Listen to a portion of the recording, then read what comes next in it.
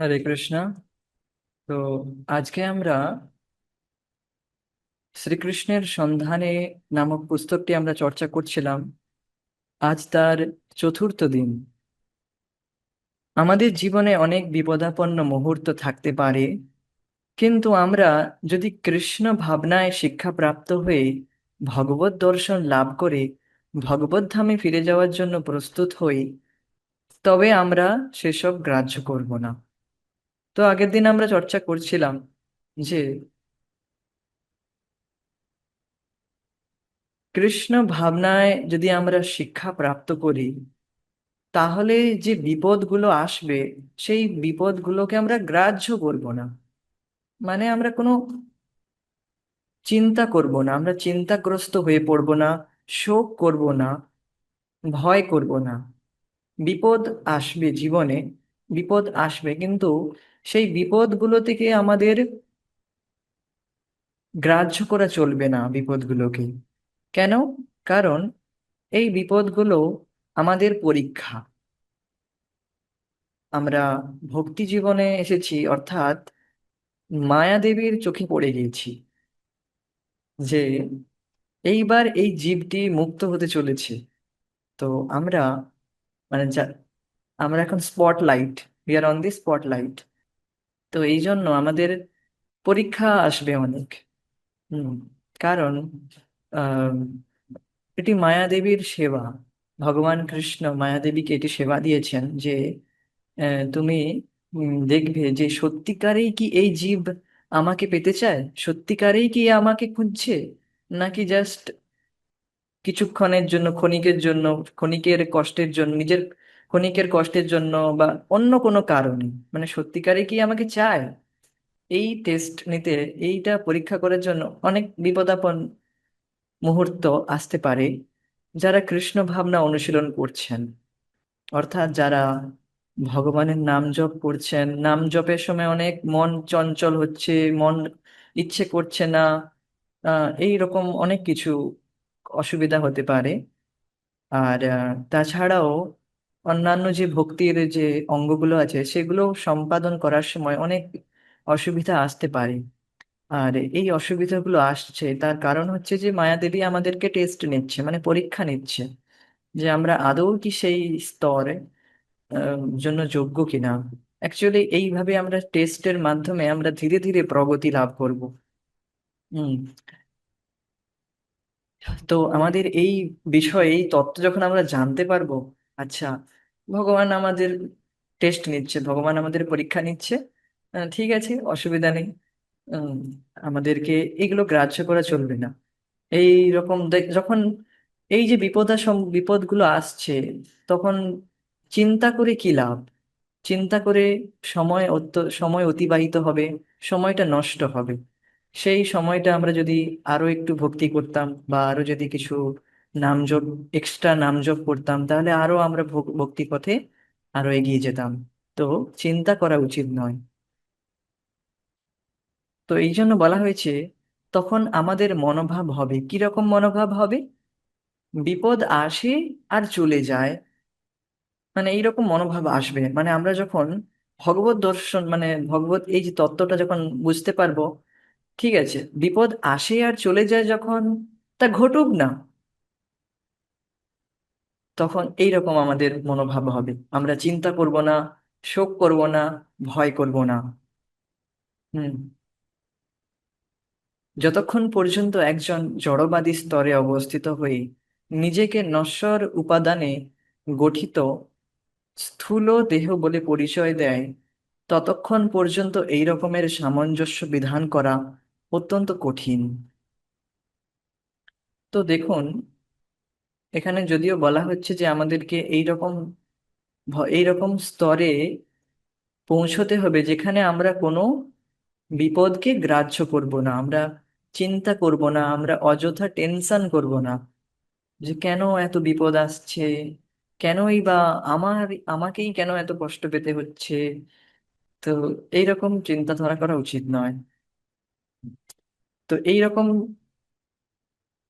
তো যখন আমরা ভগবত দর্শন, মানে ভগবত দর্শন লাভ করব, তখন আমাদের কিরকম অবস্থা হবে যে বিপদ আসুক না, তা আসে আর চলে যায়, তো ঘটুক না, মানে এইরকম অবস্থায় পৌঁছে যাব। কিন্তু যতক্ষণ পর্যন্ত আমরা এই জড় শরীরের মধ্যে রয়েছি, এই ভৌতিক শরীরের মধ্যে রয়েছি, যতক্ষণ পর্যন্ত এই আহ দেহের চেতনায় রয়েছি, ততক্ষণ পর্যন্ত কষ্ট হবে।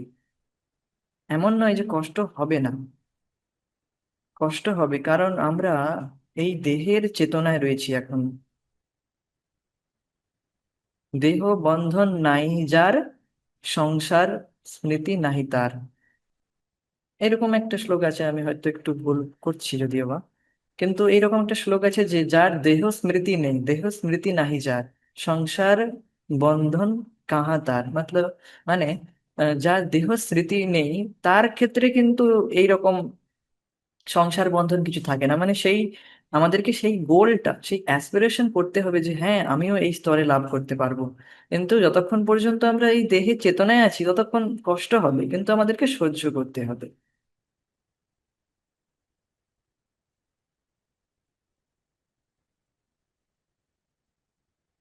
যেমন একটা উদাহরণ দিলে বোঝা যাবে, যেমন আমরা যখন স্বপ্ন দেখি, স্বপ্নের মধ্যে অনেক রকম আমরা স্বপ্ন দেখি, বিভিন্ন রকম ভয়ানক স্বপ্নও দেখি। যখন আমরা এই রকম কিছু ভয়ানক স্বপ্ন দেখি, তখন আমরা ভয় পেয়ে যাই, ঘামতে থাকি। হঠাৎ তারপরে স্বপ্নটা ভেঙে গেলে তখন আমরা বুঝতে পারি, আরে আমরা তো ঘরেই রয়েছি, এরকম তো আমাদের সাথে কিছুই সেরকম ভয়ানক হচ্ছে না, তবু কেন আমার হৃদস্পন্দন বেড়ে গেল, মানে আমার হার্টবিটটা এত দ্রুত হয়ে গেল কেন, আমি ভয় পাচ্ছি কেন, আমি কেন ভয় পাচ্ছি, আমি তো আমার ঘরে রয়েছি। এরকম মনে প্রশ্ন হয় না যখন আমরা স্বপ্ন দেখি কখনো? তখন স্বপ্নটা যখন ভেঙে গেল, তখন মনে হলো যে আরে আমি তো ঘরেই রয়েছি, আমি কেন বৃথা ভয় পাচ্ছি। তো দেখুন, স্বপ্নের যে দশাটা, সেই দশায় আমরা দেহের চেতনায়, মানে সেই স্বপ্নে যে যাকে দেখছি তাকে নিজেকে বলে মনে করছি যে হ্যাঁ আমি, আমাকে এই লোকটি তাড়া করছে বা আমাকে, আমার ক্ষতি করতে চাইছে, তখন আমরা সেই অবস্থায় নিজেকে ভাবি।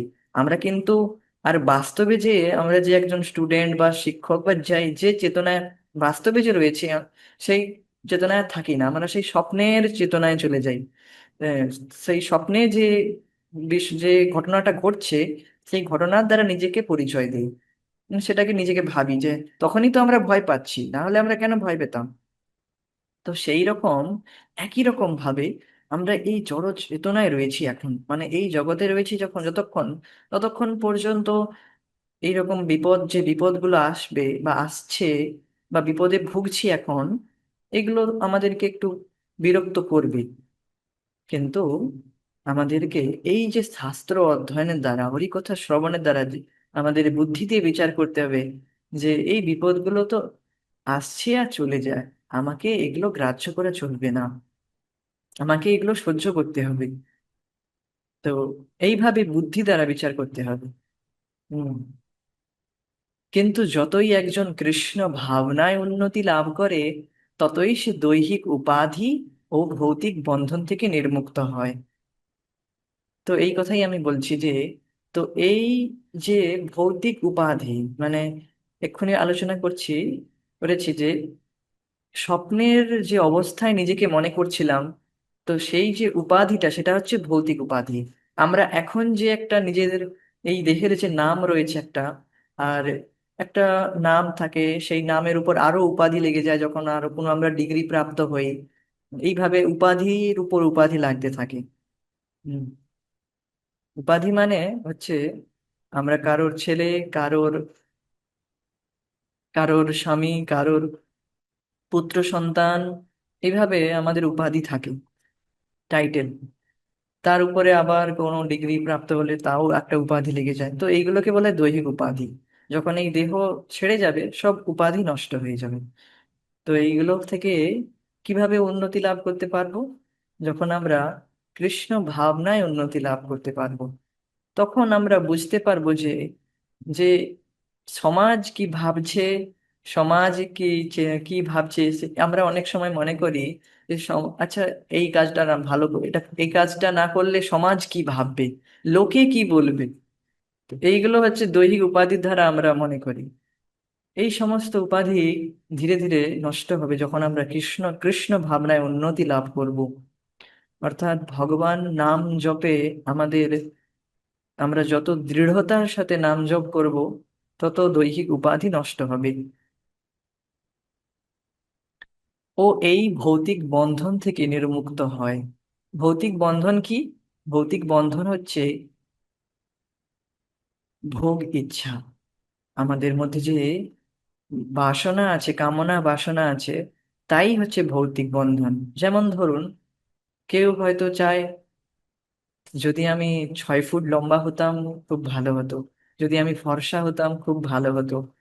তো এই যে ইচ্ছা, এই ইচ্ছার জন্য তাকে আবার জন্ম নিতে হবে। তো এই জন্ম নেওয়াটা কি কম কষ্টকর? আবার মায়ের মায়ের আবার তাকে পেটে আসতে হবে, অর্থাৎ তাকে আবার জন্ম নিতে হবে। জন্ম নেওয়াটা খুবই কষ্টদায়ক। যদিও আমরা তা গ্রাহ্য করছি না এখন, যদিও আমরা সেটাকে এখন গুরুত্ব দিচ্ছি না, কিন্তু এটা সত্যি। জন্ম হলে আবার মৃত্যু হবে, তার মাঝেও আবার ব্যাধি আসবে, রোগ বিসুখ হবে। তো এইগুলো আমরা ভাবি না, আমরা কেবল এই যে বাসনা দ্বারা যুক্ত রয়েছি, মানে ইচ্ছা, কামনা বাসনা বলে একে, একে ভৌতিক বাসনা বলা হয়। কারণ এগুলো দ্বারা তাহলে যে 6 ফুট লম্বা, তাহলে সে তো সুখী হওয়া উচিত ছিল। সে কি আদৌ সুখী?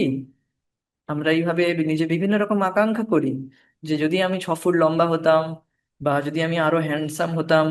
তো এইরকম যে ইচ্ছা, এগুলোর দ্বারা কখনো ব্যক্তি সুখী হবে না, কিন্তু এগুলোর দ্বারা আরো সে বন্ধনে, আরো বন্ধনে, ভৌতিক বন্ধনে যুক্ত হয়ে যাবে। তো এইগুলো থেকে কখন ব্যক্তি মুক্ত হবে? নির্মুক্ত মানে নিতরাম মুক্ত, ভালোভাবে মুক্ত হয়ে যাবে। আর চান্সই থাকবে না এই ভৌতিক উপাধিতে পড়া বা ভৌতিক বন্ধনে পড়ার, আর কোনো চান্সই থাকবে না। কখন? যখন ব্যক্তি দৃঢ়তার সাথে হরিনাম জপ করবে প্রত্যেক দিন, প্রত্যেক দিন সকালে, প্রাতরাশে সময়, প্রাতকালে অর্থাৎ ভোরবেলায় হরিনাম জপ করবে দৃঢ়তার সাথে। ধীরে ধীরে তখন ব্যক্তি বুঝতে পারবে যে আমি কি জন্য, এই রকম উপাধির জন্য কেনই আমি এত টেনশন করতাম, যে তখন ব্যক্তি বুঝতে পারবে, উপলব্ধি করতে পারবে। আর এই সমস্ত ইচ্ছাও ধীরে ধীরে নির্মূল হয়ে যাবে। তো যারা যারা যারা এখন ভক্তি করতেছে, যারা এখন ভক্তি জীবনে এসেছে, তারা এটা বুঝতে পারছে যে আমি কি বোকামি করছিলাম এতদিন। উম, সামান্য সামান্য এই সমস্ত বাসনা কামনার জন্য আমি চিন্তাগ্রস্ত হয়েছিলাম অ্যাকচুয়ালি। হ্যাঁ, আমরা যখন এই ভৌতিক জীবনে ছিলাম, আমরা অ্যাকচুয়ালি চিন্তা করতাম, আহ আর একটু যদি লম্বা হতাম, আর একটু যদি হ্যান্ডসাম হতাম, তো এইগুলো নিয়েই পড়ে থাকতাম, আর এগুলো নিয়ে আমরা চিন্তিত হতাম। তো এইসব চিন্তা সমস্ত শেষ। হ্যাঁ। তো কৃষ্ণ ভাবনার আশীর্বাদ, এটা একটা বড় আশীর্বাদ।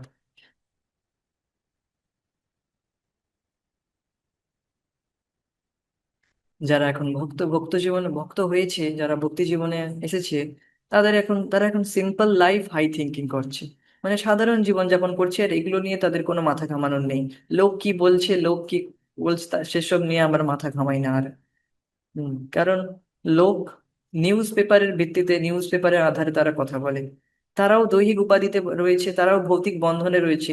তাদের কথা যদি আমরা শুনি, তো আমরা আরো ভৌতিক বন্ধনে পড়ে যাব। তো এই জন্য তাদের কোথাও শোনা উচিত না, তাদেরকে গ্রাহ্য করা উচিত না। তো এইবার আসা যাক নেক্সট পয়েন্ট। শ্রীমদ্ ভাগবত में ভৌতিক জগৎকে এক মহাসাগরের সাথে তুলনা করা হয়েছে। এই ভৌতিক ব্রহ্মাণ্ডে কোটি কোটি গ্রহ মহাশূন্যে ভাসছে, এবং এবং আমরা কল্পনা করতে পারি এই সকল ব্রহ্মাণ্ডে তাহলে কত কত আটলান্টিক মহাসাগর ও প্রশান্ত মহাসাগর আছে। বস্তুত সমগ্র ভৌতিক ব্রহ্মাণ্ডকে দুঃখের এক মহাসাগর, জন্ম মৃত্যুর এক মহাসাগরের সাথে তুলনা করা হয়েছে। তো দেখুন, এই যে সাগরের একটা ছবি দেওয়া হয়েছে, রিপ্রেজেন্টেটিভ ফটো এটা। তো এই বিশাল সমুদ্রের মধ্যে যদি আমরা নিজেকে কল্পনা করতে পারি, আমরা এখানে অনেক দূরে সমুদ্রের মধ্যে রয়েছি আর হাবুডুবু খাচ্ছি। তো এই মহাসমুদ্রটাকে, সমুদ্রের মধ্যে, তো প্রথমে প্রথমে পয়েন্ট হচ্ছে যে এই সমুদ্রটাকে কিসের সাথে তুলনা করা হয়েছে? এই মহাসমুদ্রটাকে দুঃখের সাগরের সাথে তুলনা করা হয়েছে, যা কিনা জন্ম মৃত্যুর সাগর। মানে জন্ম মৃত্যুর মহাসাগরের সাথে তুলনা করা হয়েছে ভৌতিক সাগরটাকে, ভৌতিক জগৎটাকে। কেন? কারণ জন্ম মৃত্যুর যে সাগর, জন্ম মৃত্যুর যে এই প্রসেস, এটা খুবই দুঃখজনক, এটা খুবই কষ্টকর অ্যাকচুয়ালি। এটাই হচ্ছে মিজারি, এটাই হচ্ছে আসল দুঃখের বিষয়।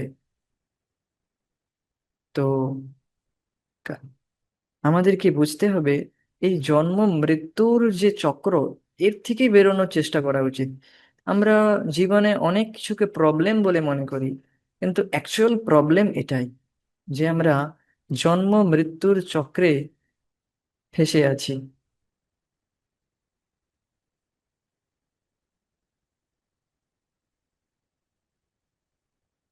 তো এই মহাসাগরকে জন্ম মৃত্যুর সঙ্গে তুলনা করা হয়েছে।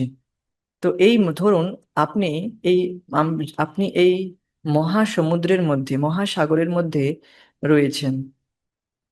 তাহলে আপনাকে উদ্ধার করার জন্য একটি মজবুত নৌকার প্রয়োজন, যা এমন নয় কোনো এমন কোনো নৌকার আশ্রয় নিলে যা কিনা ডুবে যাবে, তাহলে কিন্তু আপনি এই সমুদ্র পার হতে পারবেন না। তো এই মহাসমুদ্র পার হওয়ার জন্য একটি মজবুত আশ্রয় আপনার দরকার। এই মজবুত আশ্রয় কি, তা আমরা শুনবো। তো এই অবিদ্যার মহাসিন্ধু পার হতে হলে এক মজবুত নৌকার দরকার। আর এই মজবুত নৌকা হলো ভগবান শ্রীকৃষ্ণের চরণ কমল। তো দেখুন, প্রভুপাদজি খুব সুন্দরভাবে এটাকে উপস্থাপন করছেন। এই যে মহাসমুদ্র রয়েছে, এই মহাসমুদ্রকে পার করার জন্য কোনো সামান্য নৌকা যদি, সামান্য জাহাজ যদি নেই, সামান্য আশ্রয় নেই, তাহলে কিন্তু আমাদের সেই জাহাজ, সেই নৌকা সমেত আমরাও ডুবে যাব। অর্থাৎ শ্রীকৃষ্ণের চরণ কমলের আশ্রয় নিতে হবে। শ্রীকৃষ্ণের চরণ কমল অর্থাৎ ভক্তি যোগ। ভগবান কৃষ্ণের ভক্তির কথা এখানে বলা হয়েছে। এই ভক্তির আশ্রয় নিয়ে আমরা এই জন্ম মৃত্যুরূপী মহাসাগর পার হতে পারবো। ভক্তির আশ্রয় নিলে, কেবলমাত্র ভক্তির আশ্রয় নিয়েই আমরা এই মহাসমুদ্র পার করতে পারবো। আর কোনো উপায় নেই। আর কোনো উপায়ে এই মহাসমুদ্রকে পার করা সম্ভব নয়। ভক্তি যোগের দ্বারা আমরা খুব সহজে এই মহাসমুদ্রকে পার করতে পারবো। তো দেখুন কতটা সহজে ভক্তি যোগের দ্বারা এই মহাসমুদ্রকে পার করা সম্ভব। আমাদের এক্ষুনি এই নৌকায় চড়া উচিত। শ্রীকৃষ্ণের চরণ খুব ছোট ভেবে আমাদের দ্বিধা করা উচিত নয়। তো আমরা মনে করতে পারি ভগবান শ্রীকৃষ্ণের চরণ কমল তো অত্যধিক ছোট হবে, কিন্তু এটা হচ্ছে ভৌতিক ধারণা। ভগবান শ্রীকৃষ্ণের মাতা যশোদাকে আহ, তার মুখের মধ্যেই পুরো বিশ্ব জগৎ দেখিয়েছিলেন। অর্থাৎ এই ভৌতিক ধারণা করা উচিত নয় যে ওনার, ভগবান শ্রীকৃষ্ণের চরণ কমল তো খুব ছোট, তাহলে আমরা কি করে আশ্রয় নেব। এই ভৌতিক মানে এই জড় ধারণাটা করা উচিত নয়। সবাই এই ভগবান শ্রীকৃষ্ণের চরণ কমলের আশ্রয় নিতে পারবে। সমগ্র ব্রহ্মাণ্ড শুধু তার চরণে আশ্রয় নিয়েছে। কারণ বলা হয়েছে যে তার চরণে আশ্রয়, যে তার চরণে আশ্রয় নেয়, জড় ব্রহ্মাণ্ড তার কাছে গরুর বাছুরের খুরের ছাপে সৃষ্টি করা ছোট্ট জলাশয়ের চেয়ে বেশি গুরুত্বপূর্ণ বলে মনে হয় না। নিশ্চয়ই সেই রকম এক ছোট্ট জলাশয় পার হতে কোনো অসুবিধা নেই। তো দেখুন, আহ এই ব্রহ্মাণ্ডটা, এই যে মহাসমুদ্রের কথা এক্ষুনি আলোচনা করছিলাম, এই মহাসাগর, এই পুরো মহাসাগরটা একটা বাছুরের, গরুর বাছুরের খুরের ছাপের আকৃতিতে পরিণত হয়ে যাবে। কখন? যখন আমরা ভগবান শ্রীকৃষ্ণের চরণ কমলের আশ্রয় নেব। চরণ কমলের আশ্রয় নেওয়া মানে ভগবান শ্রীকৃষ্ণের ভক্তি করব আমরা, যখন ভক্তিযোগের আশ্রয় নেব, তখন এই মহা দুঃখের যে সাগর, অবিদ্যারূপী মহাসাগর, এই মহাসাগরটা আহ একদম ছোট হয়ে, একদম ছোট হয়ে বাছুরের খুরের ছাপের মতো, ছাপে সৃষ্টি হওয়া যে গর্ত, সেই গর্তের মতো হয়ে যাবে, এত সহজ হয়ে যাবে। তো আপনারা ভাবতে পারেন, আচ্ছা, যারা ভগবান শ্রীকৃষ্ণের চরণরূপী নৌকার আশ্রয় করে পার হয়ে গিয়েছে, তারা তো নিশ্চয়ই তাহলে নৌকাটা নিয়ে চলে গিয়েছে। তা আমরা কি করে পার হব? তো খুব সুন্দরভাবে বলেন যে ভক্তরা, যে যারা প্রভুপাদের মতো, যারা প্রভুপাদ তথা প্রভুপাদের শিষ্যরা, যারা এই চরণের আশ্রয় নিয়ে ভগবত ধামে ফিরে গিয়েছেন, তারা তারা যখন এই চরণ অর্থাৎ ভগবান শ্রীকৃষ্ণের চরণে আশ্রয় নিয়েছে, তখন তো পুরো মহাসাগরটা গরুর খুরে, বাছুরের খুরে ছাপের মতো হয়ে গিয়েছে, ছোট্ট জলাশয়ের মতো হয়ে গিয়েছে। তখন তারা নৌকা থেকেই লাফ দিয়ে পার হয়ে গিয়েছে। জলাশয়টা আর পার করা তো আর কোনো অসুবিধা নয়, লাফ দিয়েই পার করা যাবে। তো তারা সবাই লাফ দিয়েই পেরিয়ে গিয়েছে, আর নৌকাটা ছেড়ে গিয়েছে। তো এইভাবে সব ভক্তরা, যারা যারা ভগবান শ্রীকৃষ্ণের ভক্তিযোগ আশ্রয় নিয়েছে, তারা এইভাবে যখনই আশ্রয় নিয়েছে, তৎক্ষণাৎ পুরো মহাসাগরটা তাদের কাছে গরুর বাছুরের খুরের ছাপের মতো হয়ে গিয়েছে, আর সবাই এইভাবে পার হয়ে গিয়েছে, আর নৌকাটাকে রেখে গিয়েছে, সবাই রেখে যায়। তো খুবই ইন্টারেস্টিং। ভগবান শ্রীকৃষ্ণের চরণ কমলের মহিমা খুবই সুন্দর। কেবল আশ্রয় নেওয়ার সাথে সাথে এত বড় যে মহাসাগর ছিল, যেখানে নাকি আমরা হাবুডুবু খাচ্ছিলাম, তা একদম ছোট্ট, বাছুরের খুরের ছাপের মতো হয়ে যায়।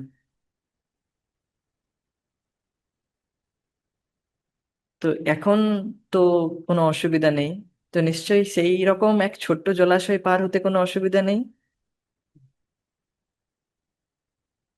দেখুন, ভগবান শ্রীকৃষ্ণের চরণ কমল, অপূর্ব সুন্দর একটি ফটো রাখা হয়েছে এখানে।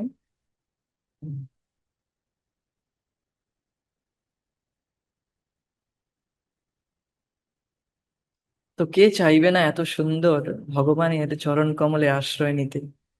সবাই চাইবে।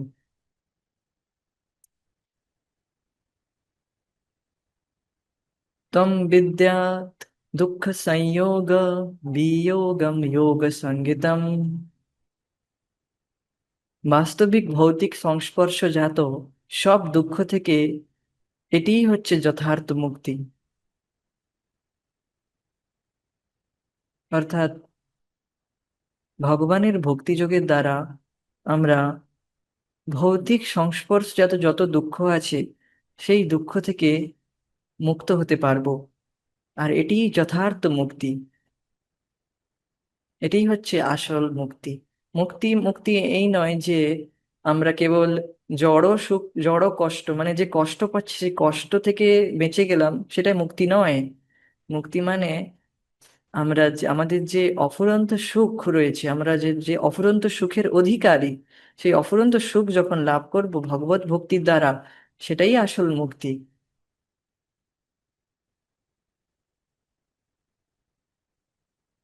অসংযত ইন্দ্রিয়ের তাড়নায় আমরা এই ভৌতিক জগতের বন্ধনে জড়িত।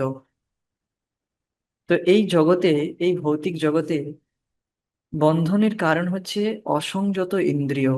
আমাদের ইন্দ্রিয়গুলি অসংযত রয়েছে, আমরা আমাদের ইন্দ্রিয়কে ছেড়ে দিয়ে রেখেছি। তো এই অসংযত ইন্দ্রিয়ের জন্যই জড় জগতে আমরা জড়িয়ে রয়েছি। যোগ অভ্যাস পন্থার উদ্দেশ্য হচ্ছে ইন্দ্রিয়গুলিকে দমন করা। যদি কোনো উপায়ে আমরা ইন্দ্রিয়গুলিকে সংযত করতে সমর্থ হই, তাহলে আমরা যথার্থ চিন্ময় সুখ লাভের আশা করতে পারি ও আমাদের জীবন সার্থক করতে পারি। তো আপনারা বলতে পারেন, ইন্দ্রিয় সংযত করা তো খুবই কঠিন। তো সহজ, কে বলছে সহজ? কঠিন, কিন্তু অসম্ভব নয়। ভগবত ভক্তি যোগের দ্বারা এটি খুবই সহজেই করা সম্ভব, কঠিনও নয়। প্রথমটা কঠিন লাগতে পারে, কিন্তু পরে পরে এটি খুবই সহজ হয়ে যায়।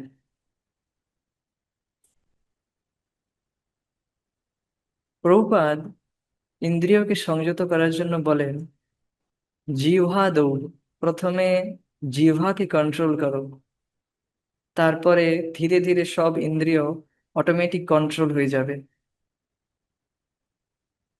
আমরা আমাদেরকে এটি সংকল্প নিতে হবে যে আমরা জিহ্বার দ্বারা কেবল কৃষ্ণ প্রসাদ গ্রহণ করব, বা আমরা কেবল, আমরা কোনো আমিষ গ্রহণ করব না, আমরা কেবল কৃষ্ণ প্রসাদ গ্রহণ করব। এই যদি সংকল্প নেই, তো তাহলে আমরা কিন্তু আমাদের জিভকে কন্ট্রোল করে নিলাম। তো প্রভুপাদ জি এই জন্য বলেন, প্রথমে জিহ্বা দো, মানে জিহ্বাকে কন্ট্রোল করো, তাহলে ধীরে ধীরে তোমার যে অন্যান্য ইন্দ্রিয়গুলি রয়েছে তা ধীরে ধীরে কন্ট্রোল হয়ে যাবে। পেট, জননেন্দ্রিয়, অন্যান্য যে ইন্দ্রিয়গুলো অ্যাজিটেট করে, আমাদের মনকে বিক্ষুব্ধ করে, তা সমস্ত ধীরে ধীরে নিয়ন্ত্রিত হয়ে যাবে। स निश्चयेन योक्तव्य योगो अनिर्विण्ण चेतसा संकल्प प्रभवान त्यक कामांस् त्यक्ता सर्वान् शेषत। स निश्चयेन योक्तव्य योगो अनिर्विण्ण चेतसा संकल्प प्रभवान कामांस् त्यक्ता सर्वान् अशेषत।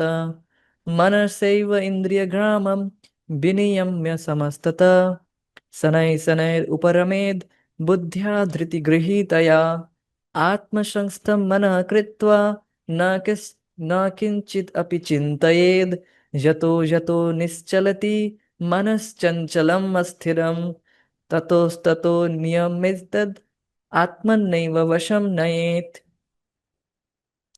তো দেখুন, স নিশ্চয়েন যোক্তব্য, মানে যখন আমরা এই রকম এই রকম অফুরন্ত সুখের কথা শুনলাম, যে যা যে অবস্থায় লাভ করলে আমরা সমস্ত দুঃখ কষ্ট থেকে মুক্ত হয়ে ভগবানের প্রেমা ভক্তিতে লেগে যেতে পারবো, তো এইরকম অবস্থার কথা শুনে আমাদেরকে খুবই দৃঢ়তার সাথে এটি নিশ্চয় করা উচিত। সা নিশ্চয়ই যোক্তব্য।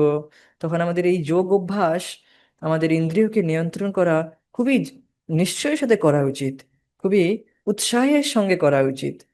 যোগ অনির্বিণ্ণ চেতসা, মানে এই নয় যে ইন্দ্রিয় নিয়ন্ত্রণ করতে পারছি না বলে সব ইন্দ্রিয়কে ছাড় দিয়ে দিলাম, তা করলে কিন্তু হবে না।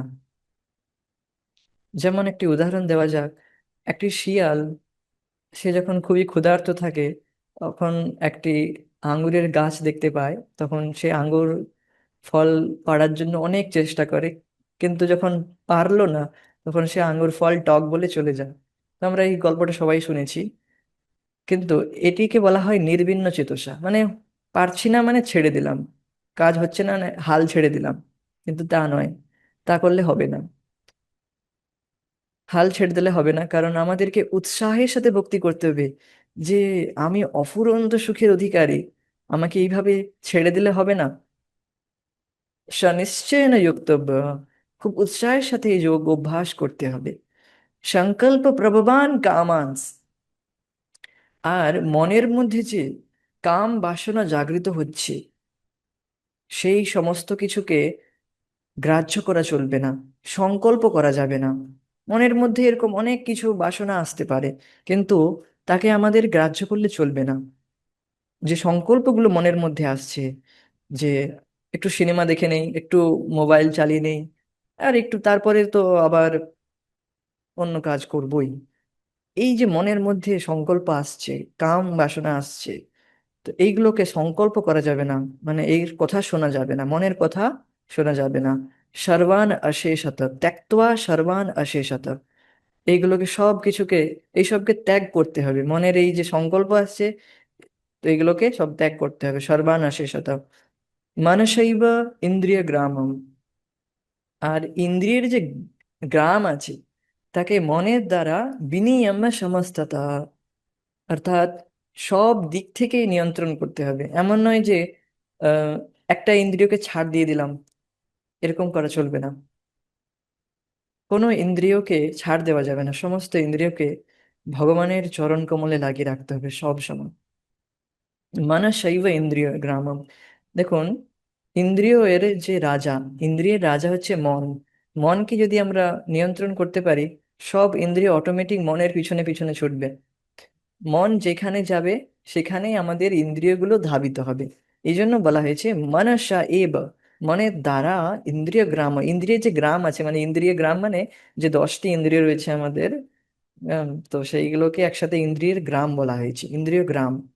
এইগুলোকে বিনিয়ম্য মানে বিশেষ রূপে নিয়মিত করতে হবে, ভালোভাবে নিয়মন করতে হবে, সমস্ত তো মানে সব দিক থেকে।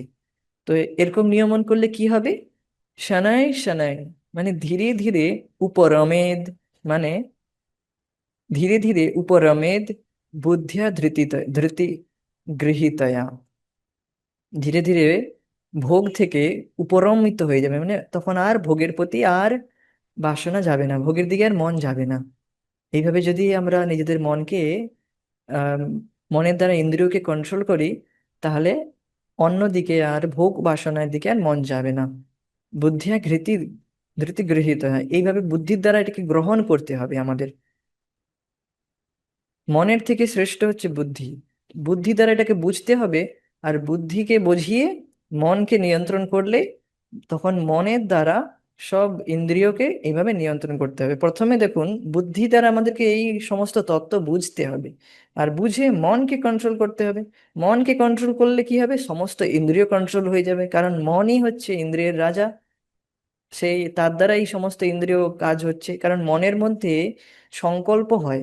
মনে যদি আমরা সংকল্প করি, হ্যাঁ আমি সকালে উঠবো আর উঠে ভগবানের নাম জপ করব, মনের মধ্যে যদি এই সংকল্প নেই, তখন অবশ্যই দেখবেন সকালে আপনার মন লাগু আর না লাগু আপনার জিভ লেগে গিয়েছে। হরে কৃষ্ণ কৃষ্ণ কৃষ্ণ হরে হরে, হরে রাম রাম রাম হরে হরে। মানে আপনার হয়তো মন করছে না, কিন্তু তাও আপনার জিভ লেগে গিয়েছে, অর্থাৎ আপনার ইন্দ্রিয়গুলি কাজে, আপনার ভগবত সেবায় লেগে গিয়েছে। এইভাবে বুদ্ধির দ্বারা গ্রহণ করতে হবে এইভাবে, শনায় শনায় ধীরে ধীরে হবে। আত্মসংস্থম মনঃ কৃত্বা। আর আত্মাতে মনকে লাগাতে হবে। আত্মা বলতে এখানে আমরা ভগবানের অর্থে নেব। হুম, ভগবানের মধ্যে আমাদের মনকে লাগাতে হবে।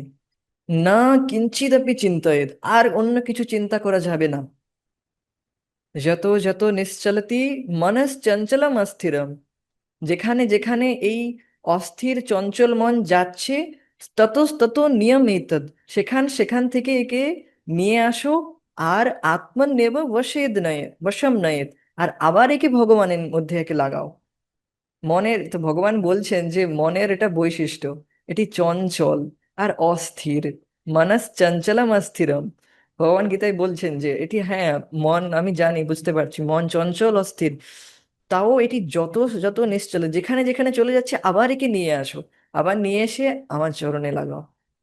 মানে আবার যখনই যখনই ভগবানের নাম জপের সময় আমাদের মন অন্য জায়গায় যাবে, তখনই তখনই আমাদেরকে এই মনকে আবার, যখন বুঝতে পারবো যে হ্যাঁ আমার মন তো অন্য জায়গায় চলে যাচ্ছে, আবার এই মনকে টেনে এনে আবার নাম নাম শ্রবণে লাগাতে হবে।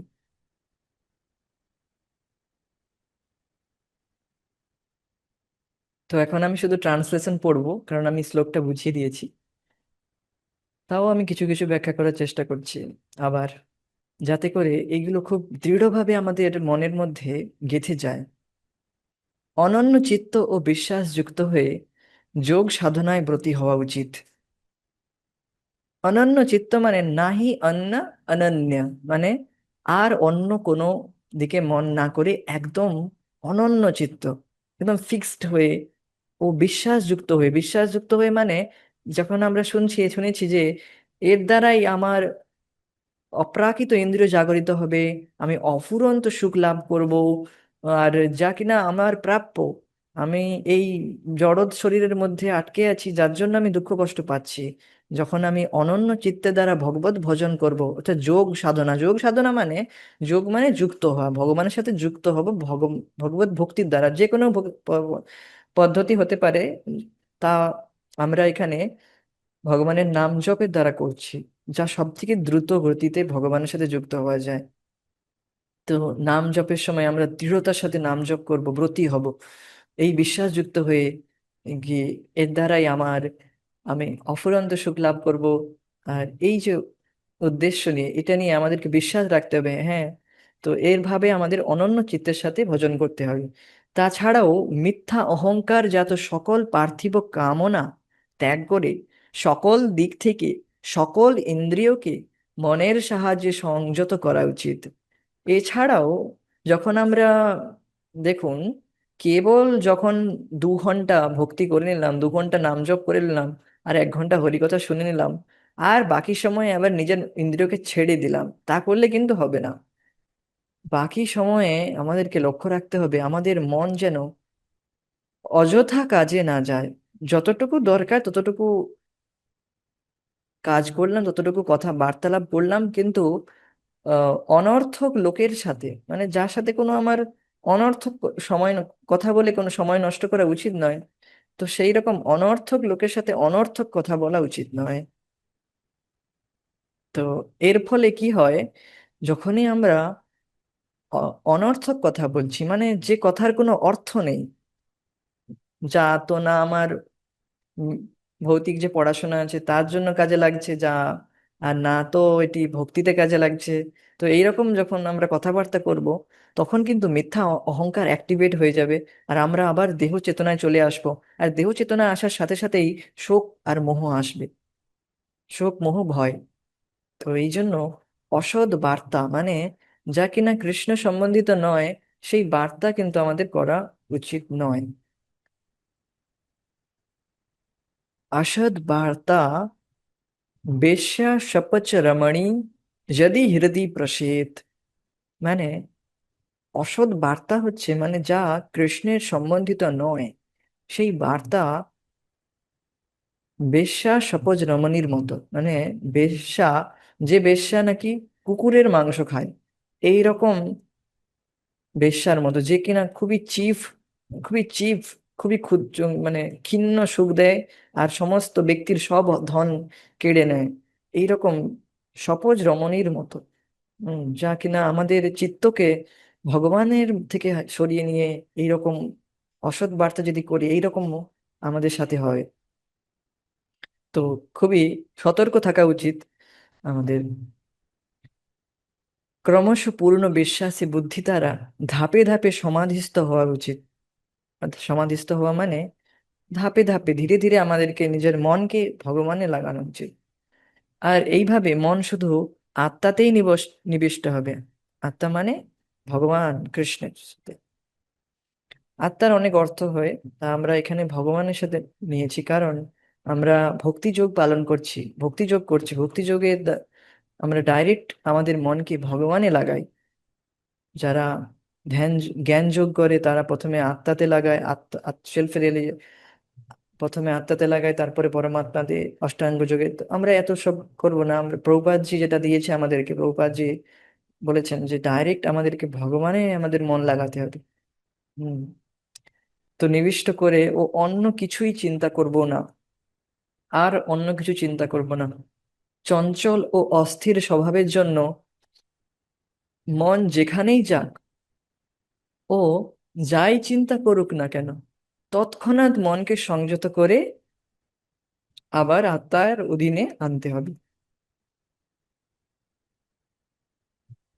ভগবদ গীতা 6.24-26, গীতার ষষ্ঠ অধ্যায় 24 থেকে 26 নম্বর শ্লোকের মধ্যে এইগুলো বর্ণনা করা হয়েছে।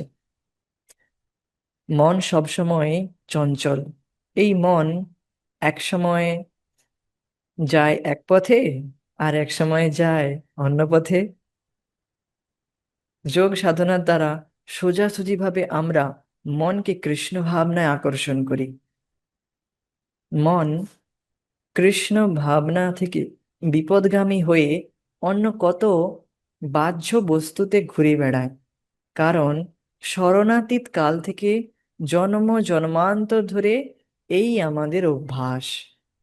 এই জন্য কৃষ্ণ চেতনায় মনকে দৃঢ়বদ্ধ করার জন্য প্রথমে অত্যন্ত অসুবিধা হতে পারে, কিন্তু অচিরেই সেই অসুবিধা দূর হয়ে যাবে। তো দেখুন, মনের এটি স্বভাব, তা এক সময় এক পথে চলে যাচ্ছে আর এক সময় অন্য পথে। কেন? কেন চলে যাচ্ছে? কারণ আমরা অনাদিকাল থেকে, মানে ইনফাইনাইট টাইম ধরে অনেকবার, এমন সংখ্যা নেই, এতবার আমরা মনকে বিষয়ে লাগিয়েছি, মানে যেখানে মন সন্তুষ্ট হবে না, এই যে জড় জগৎ, জড় বিষয় রয়েছে, এর এই এখানে আমরা মনকে লাগিয়েছি। আর ভেবেছি যে এখান থেকে আমরা আমরা সুখী হয়ে যাব, আমার মন সন্তুষ্ট হয়ে যাবে। কিন্তু ততবার আমরা বিফল হয়েছি। কারণ মন কখনোই ভৌতিক বিষয়ে লাগবে না।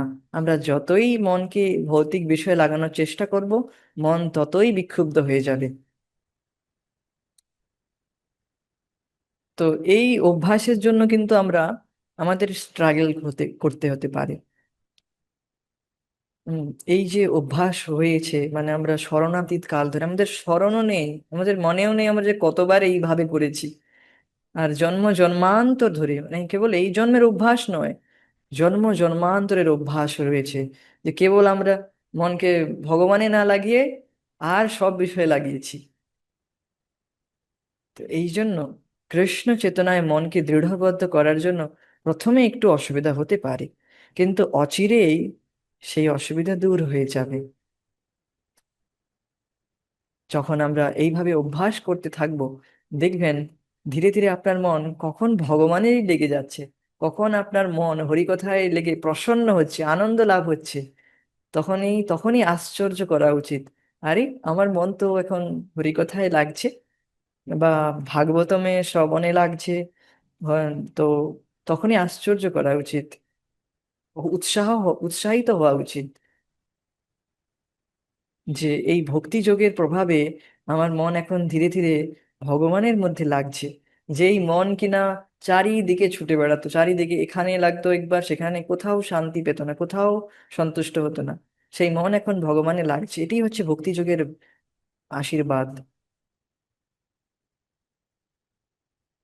যেহেতু মন চঞ্চল ও কৃষ্ণে অর্পিত নয়, তাই এই মন এক ভাবনা থেকে অন্য ভাবনায় ঘুরে বেড়ায়। যেমন আমরা যখন কাজে ব্যস্ত থাকি, আপাত দৃষ্টিতে কোনো কারণ ছাড়াই 10, 20, 30 বা 40 বছরের ঘটনার স্মৃতি আমাদের মনে এসে পড়ে। তো দেখুন, এই নয় যে কেবল নাম জপ করার সময় পৃথিবীর যত চিন্তা আমাদের মনে আসে, এমন নয়। আমরা অন্য কোনো কাজ করছি, তখনও দেখবেন আপনার মনের মধ্যে অনেক দিন আগেকার ঘটনা মনে চলে আসে। তো এইটাই হচ্ছে মনের স্বভাব। মন হচ্ছে চঞ্চল, আর কৃষ্ণে অর্পিত নয়। এই চিন্তা আমাদের অবচেতন মন থেকে আসে, আর যেহেতু তা সবসময় উদিত হয়, মন তাই সবসময় উত্তেজিত। দেখুন, আমাদের মনের মধ্যে যখনই এইরকম ভৌতিক চিন্তাধারা আসে, তখনই মন দেখবেন উত্তেজিত হয়ে যায়। যারা একটু ভালোভাবে ভক্তিযোগের অভ্যাস করছেন তারা বুঝতে পারবেন, যখনই কোনো কৃষ্ণ বাদ দিয়ে কোনো কথাবার্তা হবে, তখনই মনটা যেন উত্তেজিত, ভালো লাগবে না আর। এইভাবে অনুভব করেছেন যারা কৃষ্ণ ভাবনায় প্রগতি লাভ করেছেন। যদি আমরা কোনো পুকুরে বা সরোবরে তরঙ্গ সৃষ্টি করি, তলদেশ থেকে সমস্ত কাদা উপরে উঠে আসে।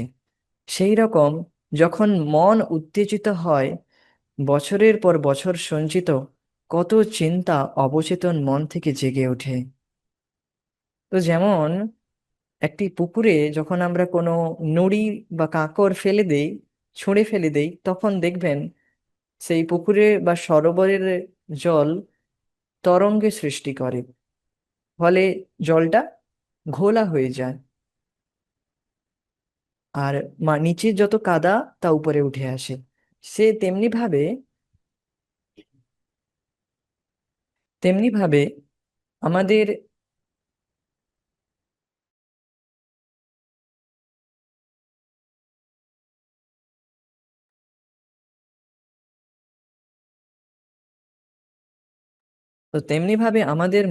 আমাদের মন যখন অন্য চিন্তাধারা আসে যা কিনা কৃষ্ণ সম্বন্ধিত নয় আর আমাদের কাজেরও নয়, তো সেই সময় দেখবেন অনেক চিন্তাধারা, অন্য চিন্তাধারাও চলে আসতেছে।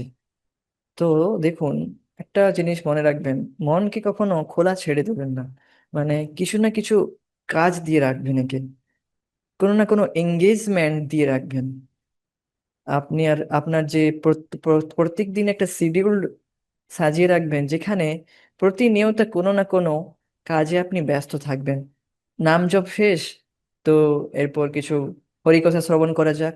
হরিকথা শ্রবণের পর আপনার নিয়মিত যে কর্তব্য কর্ম রয়েছে, যে কাজগুলো রয়েছে সেগুলো করবেন। তারপর আবার যদি কিছু সময় পান আবার হরিকথা শ্রবণ করলেন, নাম জপ করলেন। যদি একটু সময় পান আবার কিছুটা নাম জপ করলেন, হরিকথা শ্রবণ করলেন। তো এইভাবে মনকে সদা কিছু না কিছু ভাবে তা ভগবত সেবা আর যে কাজ রয়েছে সের মধ্যে লাগিয়ে রাখতে হবে। তাহলে কোনো অন্য চিন্তাধারা আসবে না। আর যখন টায়ার্ড হয়ে যাবেন, যখন পরিশ্রান্ত হয়ে যায়, তখন আবার আপনি রেস্ট করতে পারেন। তো এইভাবে মনকে সদা এঙ্গেজ করে রাখতে হয়।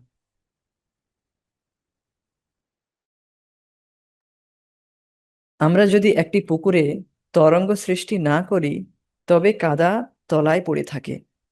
এই যোগ সাধনার উদ্দেশ্য মনকে শান্ত করা ও সমগ্র চিন্তা ভাবনাকে একাগ্রীভূত করা। এই জন্য মনকে উত্তেজনার হাত থেকে রক্ষা করার জন্য বহু নিয়মকানুন পালন করতে হয়। যদি আমরা নিয়মকানুন পালন করি, ক্রমশ মন বশীভূত হবে। কত নিষেধ ও কত পালনীয় আছে। আর যে আন্তরিকভাবে মনকে শিক্ষিত করতে চায়, তাকে ওই নিয়মগুলো পালন করতে হবে। তো দেখুন, এই নিয়মের বিষয়ে আমি একটু চর্চা করেছিলাম যে এই নিয়ম পালন কেবল মানুষই করতে পারবে। পশুরা নিয়ম পালন করতে পারবে না। নিয়ম মানে হচ্ছে ধর্ম। ধর্ম পালন কেবল মানুষই পারে। তো যারা এই মনুষ্য জন্মের সৎ ব্যবহার করতে চায়, তারা নিজের মনকে ভগবানের চরণ কমলে লাগিয়ে, ভগবানের মধ্যে নিজের মনকে লাগিয়ে তারা ভগবত প্রাপ্তির পথে এগোবে আর নিজের জীবনকে সার্থক করবে। তো এর জন্য যে নিয়ম রয়েছে সেগুলো তো তারা অবশ্যই পালন করবে। যদি সে খেয়াল খুশি অনুযায়ী কাজ করে, তাহলে মনকে বশীভূত করার সম্ভাবনা কোথায়? অবশেষে মনকে যখন এমনভাবে শিক্ষিত করা হবে যে তা শুধু কৃষ্ণ কথাই ভাববে আর অন্য কিছু চিন্তা করবে না, তখন মন শান্তি লাভ করবে ও অতিশয় প্রশান্ত হবে। তো দেখুন, মনকে শান্ত করার, মনকে শান্তি দেওয়ার আর সুখ দেওয়ার এটি একমাত্র উপায়। তাকে কেবল যতটা সম্ভব, as much as possible, Krishna কথায় লাগানো উচিত। এইভাবে মনকে যখন আমরা শিক্ষিত করব, তখনই আমরা প্রকৃত শান্তি ও সুখ লাভ করতে পারবো। যদি আমরা মনকে, যদি আমরা না চাই যে হ্যাঁ ঠিক, যারা চায় না এইভাবে এরকম শান্তি লাভ করতে, তারা নিয়ম না পালন করলো, তখন ঠিক আছে। যারা, যাদের কথা বলছি আমি, যারা নিজের এই বিক্ষুব্ধ মনকে, যা অত্যধিকভাবে চঞ্চল, একে ভগবানে লাগিয়ে নিজের মনকে শান্তি দিতে চায় আর প্রসন্ন হতে চায়, প্রশান্ত মানে খুবই ডিপ আর শান্ত ভাবে হতে, প্রশান্ত মানে প্রকৃষ্ট রূপে না শান্ত, মানে খুব শান্ত হয়ে যায় সে। তো এইভাবে এই যে গুণগুলো লাভ করতে চায় বা এই শান্তি লাভ করতে চায়, তারা কৃষ্ণ কথায় নিজের মনকে লাগাবে। প্রশান্ত মনসম হি এনম যোগিনম সুখমুত্তমম উপেতি শান্ত রজসম ব্রহ্মভূতম অকল্মষম। প্রশান্ত মনসম হি এনম যোগিনম সুখমুত্তমম।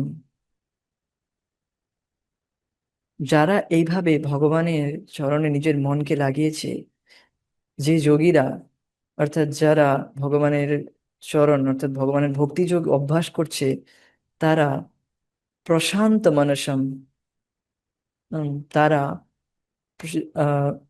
সুখম উত্তমম, সর্বোচ্চ সুখ লাভ করেছে। উপেতি শান্ত রজসম ব্রহ্মভূতম অকল্মষম। আর তাদের মন শান্ত হয়ে গিয়েছে, রজগুণের দ্বারা প্রভাবিত হচ্ছে না, আর ব্রহ্মভূত অবস্থায় লাভ করেছে। ব্রহ্মভূত অবস্থা মানে ভগবান কৃষ্ণের দিব্য প্রেমা ভক্তিতে লাভ করা। অকল্মষম, আর অন্য কোথাও মন যাচ্ছে না, কেবল ভগবানের সেবায় তার মন লাগছে। আর এইভাবে যারা ভগবান কৃষ্ণের চরণে নিজের মনকে লাগিয়েছে, তারা সর্বোচ্চ সুখ লাভ করছে।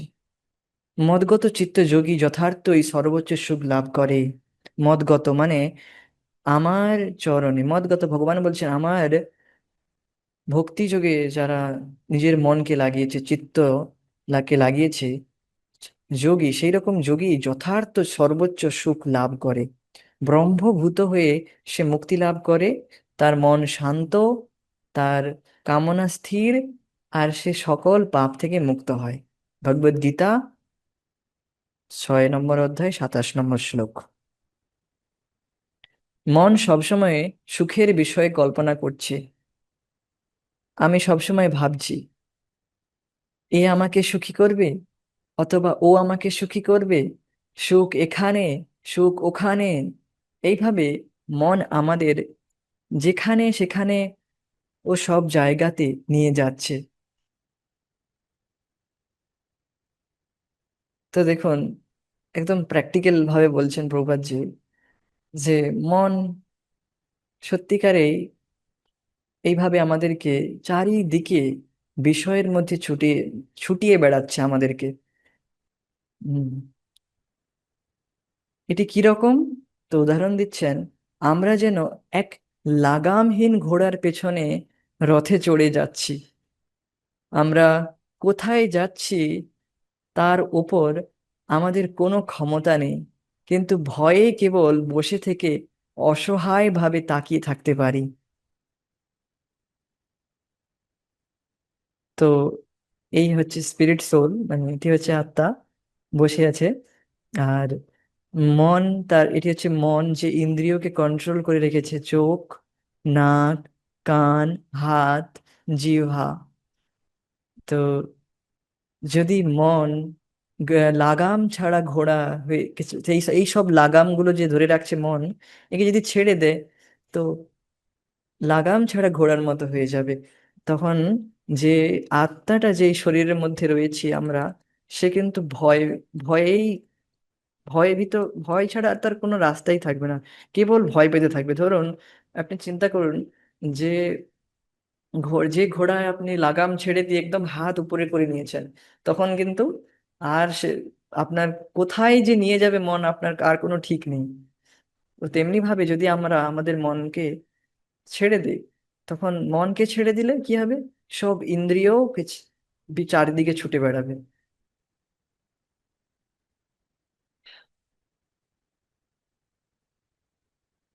কিন্তু যেই আমাদের মন কৃষ্ণ ভাবনার পথে নিয়োজিত হয়, বিশেষত হরে কৃষ্ণ কৃষ্ণ কৃষ্ণ হরে হরে, হরে রাম রাম রাম হরে হরে, কীর্তন দ্বারা, তখন উন্মত্ত ঘোড়ার মতো আমাদের মন ধীরে ধীরে বশীভূত হয়।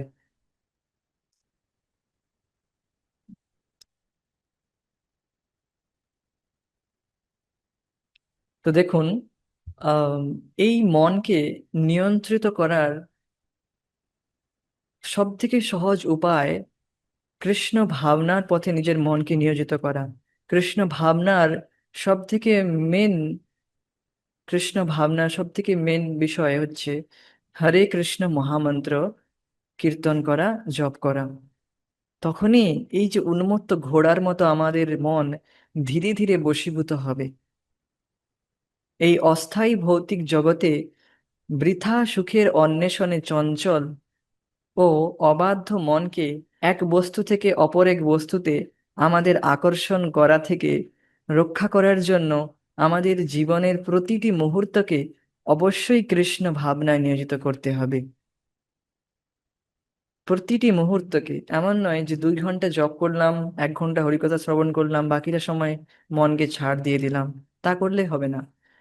প্রতিটি মুহূর্তে আমাদেরকে কৃষ্ণ ভাবনায় আমাদের মনকে নিয়োজিত করতে হবে। মানে যখনই সময় পাচ্ছি আমাদের হরিনাম জপ করতে হবে আর হরিকথা শ্রবণ করতে হবে। युञ्जनेवं सदात्मानं योगी विगतकल्मषः सुखेन ब्रह्म संस्पर्शम अत्यन्तं सुखमश्नुते।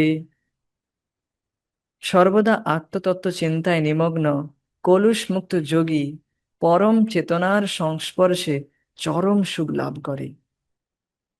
তো এইভাবে যারা ভগবান কৃষ্ণের শ্রীচরণ কমলে নিজের মনকে নিমগ্ন করেছে, তারা কলুষ মুক্ত হয়েছে। সমস্ত ভৌতিক কলুষ থেকে, যে ভৌতিক যে কলুষগুলো ছিল, যে যার প্রভাবে আমরা দুঃখ কষ্ট পাচ্ছিলাম, সেই কষ্টগুলো সব মুক্ত হয়ে যোগী, অর্থাৎ যে যোগী মানে কি, যোগী মানে যারা ভগবানের ভক্তি করছে, ভগবানের সাথে যুক্ত হচ্ছে ভগবানের সেবার দ্বারা, তাদেরকে যোগী বলা হয়। যোগী মানে এমন নয় যে কেবলই সবকিছু।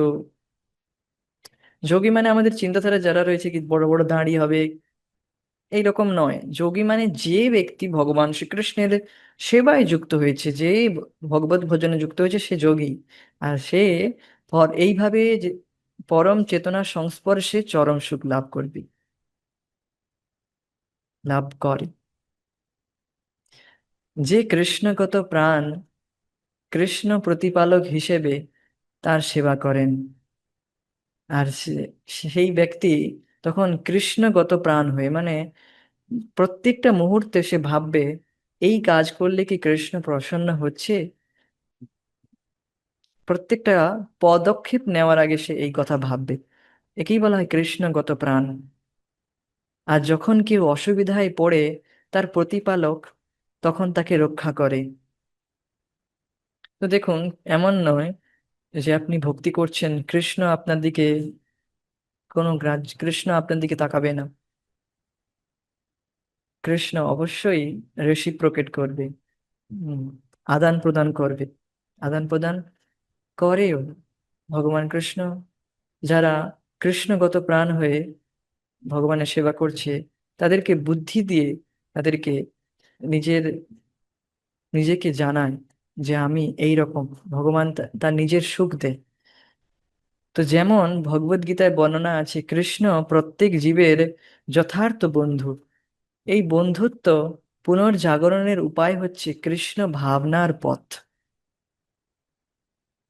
কৃষ্ণ ভাবনা অনুশীলন দ্বারা জড় কামময় আকাঙ্ক্ষার সমাপ্তি হবে। এই কামময় আকাঙ্ক্ষা আমাদের কৃষ্ণ থেকে বিচ্ছিন্ন করে রাখে। তো দেখুন, জড় কামময় আকাঙ্ক্ষাই হচ্ছে কৃষ্ণের বিমুখ কৃষ্ণ থেকে বিচ্ছিন্ন করে রাখার একটি পন্থা। যতক্ষণ এই আকাঙ্ক্ষা রয়েছে, জড় কামময় মানে যা আমরা দেখতে পাচ্ছি না, অন্ধ কামনাও বলা হয় একে। আমরা দেখতে পাচ্ছি না যে এই ইচ্ছার প্রভাবে যে জড় বাসনা মানেই হচ্ছে যে কেবল নিজের সুখের জন্য, নিজের সুখ। মানে ধরুন, আমি একটা উদাহরণ দিয়েছিলাম যে আমি লম্বা হতে চাই, 6 ফুট লম্বা হতে চাই, আমি ফর্সা হতে চাই। এই যে জড় কামনা বাসনা রয়েছে, এইগুলোর ফলে আবার ব্যক্তিকে জন্ম নিতে হবে। তো এর যে কষ্ট, এর ফলে সে কৃষ্ণকে ভুলে যায়, কৃষ্ণ থেকে বিচ্ছিন্ন হয়ে যায়। কৃষ্ণ আমাদের ভেতরে আছেন, আর তার দিকে ফেরার জন্য তিনি অপেক্ষা করে আছেন। কিন্তু আমরা কামুকের মতো জড় বাসনা বৃক্ষের ফল ভোগের জন্য অতিশয় ব্যস্ত। তো দেখুন, এখানে একটা সুন্দর ছবি দেওয়া রয়েছে যে এই যে জীব, যে পাখিটা ফল খাচ্ছে, সেই পাখিটা হচ্ছে জড় কাম বাসনায় ভুক্তভোগী জীব। সেই জীব কেবলমাত্র যে কাম রূপী তার নিজের আকাঙ্ক্ষার ফলে যে ফল পেয়েছে, সেই ফলটা খেতেই ব্যস্ত। তার পাশেই ভগবান বসে আছেন, কিন্তু সে তার দিকে, ভগবানের দিকে তাকাচ্ছেই না।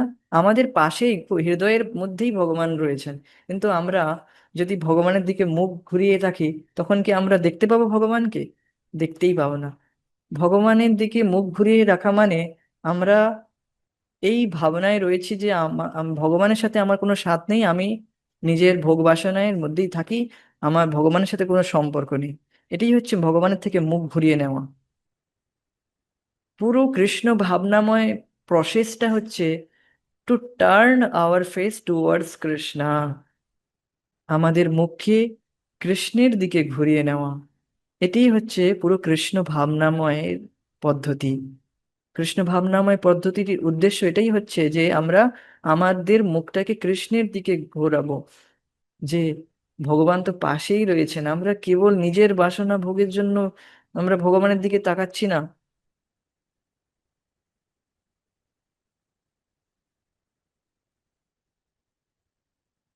তো ফল ভোগের জন্য এই কাম বেগ বন্ধ করতে হবে। আর আর অবশ্য আমাদের প্রকৃত পরিচয় ব্রহ্ম বা শুদ্ধ চেতনায় আমাদেরকে অধিষ্ঠিত হতে হবে।